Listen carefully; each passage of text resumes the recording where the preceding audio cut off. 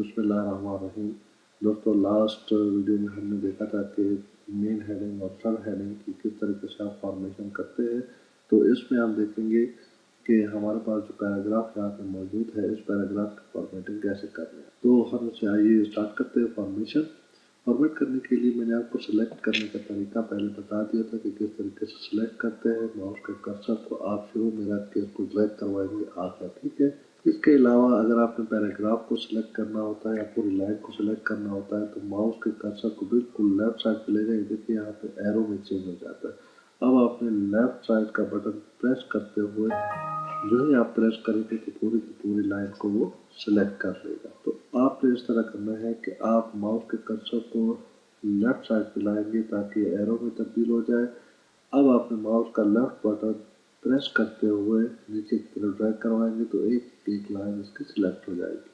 Selection करने के बाद आपने क्या करना है, या तो इन अलाइनमेंट के ऑप्शन में से ये देखिए जस्टिफाई का ऑप्शन है, आपने इसके ऊपर प्रेस करना है, या कीबोर्ड से Ctrl+J, तो आपने इसके ऊपर क्लिक करेंगे, फुल पेज के ऊपर इसको सेट कर देगा। इसके अलावा इसकी लाइन अलाइनमेंट यानी स्पेसिंग वो हम कैसे करेंगे, इसके लिए आपने पैराग्राफ के ऊपर राइट क्लिक करना है। राइट क्लिक करने के बाद आप यहाँ पे पैराग्राफ इसके ऊपर क्लिक करेंगे। क्लिक करने के बाद हमारे पास देखिए कि लाइन स्पेसिंग ये है हमारे पास इसका ऑप्शन।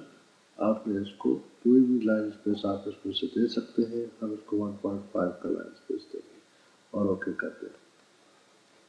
तो ये हमारे पास ओके हो चुका है। यहाँ पर देखिए आप इसमें मुकम्मल पूरे के पूरे पैराग्राफ की फॉन्ट साइज, फॉन्ट फेस भी चेंज कर सकते हैं। यहाँ से देखिए फॉन्ट फेस, फॉन्ट साइज को आपने चेंज किया, आप चेंज कर सकते हैं, कोई भी फॉन्ट साइज रख सकते हैं इसके लिए।